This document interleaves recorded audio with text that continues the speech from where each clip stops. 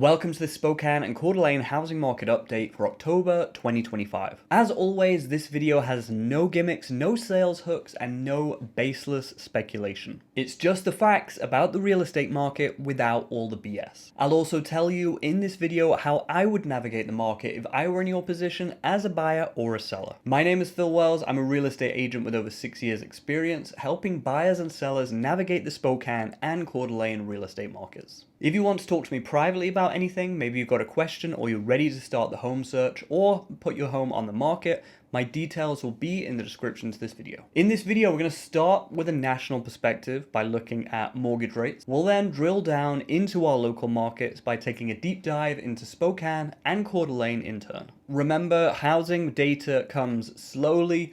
So while it is October, we are looking for the most part at September's figures throughout this video. Before we get going, go and follow me on Instagram. That's where I'm most active. I post real estate tips and market updates throughout the month there. So let's get into it. Looking first at the behavior of the 30-year fixed rate mortgage over the past month, and also looking at the prospect of those rates dipping below that all-important 6% barrier. At the start of September, mortgage rates were 6.53%.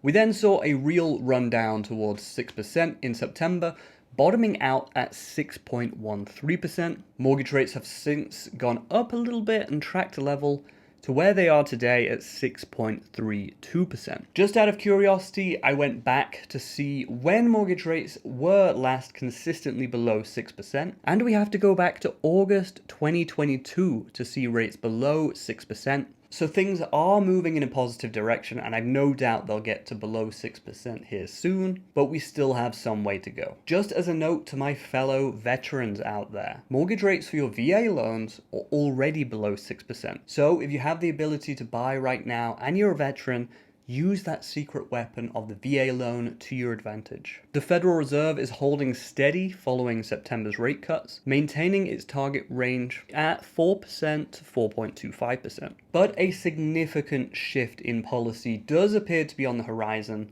There's constant pressure from the White House, and also the market itself is pointing to significant rate cuts in the near future. Goldman Sachs' asset management division in their October newsletter suggested that they expect to see the Fed funds rate between 3 and 3.25% by mid-2026. So hopefully we can break that 6% on the 30-year fixed rate mortgage pretty soon. Now let's take a deep dive into our first of two local markets, that being Spokane. These are the latest figures that are available. They detail actual sales from September, and we're comparing those figures on a year-over-year basis to last September. Sales here are up a strong 7.4% last month on a year-over-year basis. So Spokane posting some really solid sales figures there for the last of the warmer months that we're likely to have here this year. Median home prices in Spokane are $409,000, which are down 3.6% on a year-over-year basis. We had been seeing home prices track flat for the last few months, and now that seems to have given way to the first decline in home prices I've seen in a very long time. New and active listings are both up substantially, and inventory levels are the highest I have seen during my whole time in the industry. We're currently at 4.9 months of supply here in Spokane, and you can see days on market of 26 days. So if your home's priced right, you'll likely have a contract in just over 3 weeks right now here in Spokane. But look at that days on market increase. That points to a very sluggish market here. So realistically, don't be surprised if you see a month on market here right now, maybe more if you're not priced right or you have a particularly unique property. It seems like a great time to be a buyer. You have an increasing inventory pool, home prices actually falling, mortgage rates falling, and it's taking sellers longer to sell homes, all of which increases your bargaining position. So if you have the ability to buy now, you should really think about doing so. I am hearing from a lot of people that they're waiting until next year. They want to see mortgage rates fall further still. But just know this, you are not the only one thinking that. There is a lot of people waiting on the sidelines. We just showed before that mortgage rates haven't been below 6% since August 2022. So you have 3 years worth of backlog of people that haven't seen mortgage rates below 6%, and I'm sure a lot of them are waiting on the sidelines, keeping their powder dry, ready to pounce. So if you are choosing to wait, just be aware that you're likely to see your negotiating position deteriorate the longer you wait. Your ability to negotiate things like closing costs and inspection items reduce the lower that rates go. You'll also likely face more competition, so the chances of you losing out on the home that you really want increases the longer that you wait. If you're a seller in this market, know that you should have a contract in about 3 to 4 weeks if you're priced right. And you'll take some comfort in the fact that homes are being sold at a significantly higher rate than this time last year. But the trick, as ever, is being priced right. Difficult to do in a market where home prices are actually falling. If you list below the market, then you're leaving money on the table. If you list just right at the market, then you risk the market dropping and suddenly you're priced too high. It's a difficult equation to get right. However, there are things that you can absolutely control. Things like properly preparing your home for market, spending a weekend with a paintbrush, or just deep cleaning the property can really set you apart. Consider staging your property too if you've already partially moved out or you just don't have a lot of furniture. That first impression really means a lot in this market. That being said, even with the best preparation in the world, cancelled contracts are pretty common right now.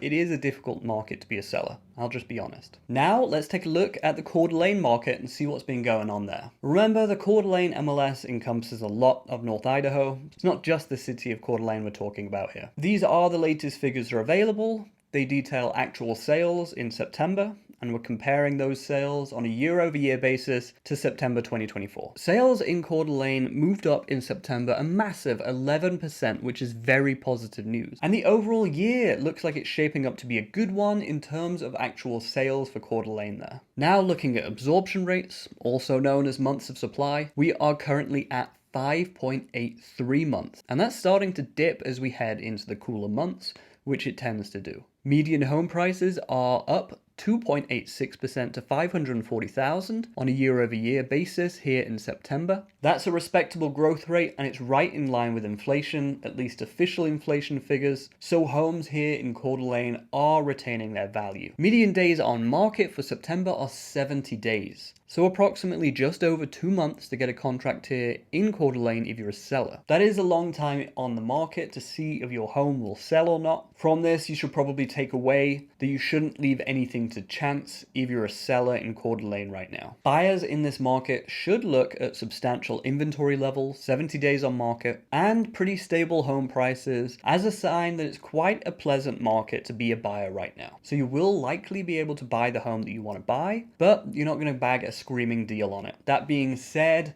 sellers recognize that mortgage rates are very high right now, so expect it to be possible to negotiate things like closing costs or inspection items along the way. Sellers in this market should be looking at the combination of 2.5 months on market and substantial inventory levels as a sign that selling your home isn't going to be a walk in the park. You absolutely must go through your home with a fine-tooth comb and pick out all of those things that I call negative distraction items. Things that are going to make a bad first impression and take care of them. This might mean a couple of weekends of DIY, it might mean hiring a handyman, but you should absolutely do this. Leaving something to chance when you've got 70 days on market is just not a wise strategy. Of course, being priced right is key in this market too. Listing your home at the top of your price point just to see how it goes is really a poor strategy in this market. You're likely to waste months of your time doing this. However, there is some positives out there for sellers. You should look at home sales being up 11% as a positive sign that homes are actually shifting,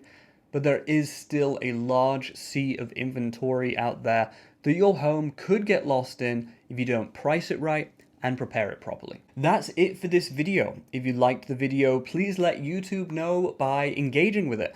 Like, comment, or subscribe, that actually does help me. If you're looking at buying or selling in the Spokane or Coeur d'Alene market, please reach out to me. My details will be in the description to this video, and I'd be honored to work with you or just answer any questions that you might have. Like I said, my name is Phil Wells, and thank you for watching.